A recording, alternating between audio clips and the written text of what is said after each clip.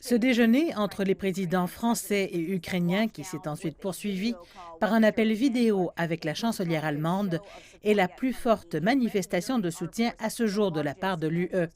La France et l'Allemagne sont bien sûr les économies les plus grandes et les plus influentes du bloc et elles sont des médiateurs dans ce conflit depuis 2015.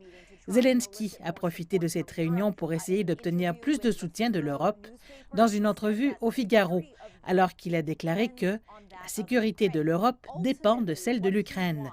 En fin de compte, ce qu'il souhaite vraiment, c'est que l'Ukraine soit autorisée à adhérer à l'OTAN afin que la protection soit presque garantie, au lieu de dépendre des caprices politiques et de la bonne volonté. Cela ne devrait pas arriver de sitôt, mais la réunion de vendredi montre à la Russie, qui a déployé quelques 80 000 soldats près de la frontière avec l'Ukraine ainsi qu'en Crimée, que l'Europe surveille de très près. Avant la réunion, le Kremlin a exhorté Macron et Merkel à pousser l'Ukraine à cesser ce qu'elle appelle être des provocations et à souligner la nécessité de respecter le cessez-le-feu de l'année dernière, qui avait inauguré une période de calme relatif.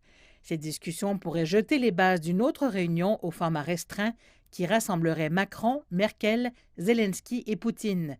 Les 4 chefs d'État ne se sont pas rencontrés depuis décembre 2019, lorsque Kiev et Moscou avaient convenu d'un nouveau cessez-le-feu et d'un échange de prisonniers.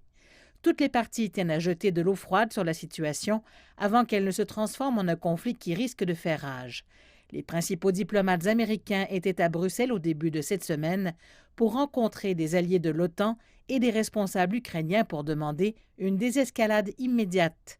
Le plus haut général américain en Europe, Todd Walters, a déclaré jeudi qu'il y avait un risque de faible à moyen que la Russie envahisse l'Ukraine. Mais il a ajouté que selon lui, cette tendance était à la baisse. Maintenant, l'objectif pour les États-Unis et l'Europe est de continuer à avancer dans cette direction.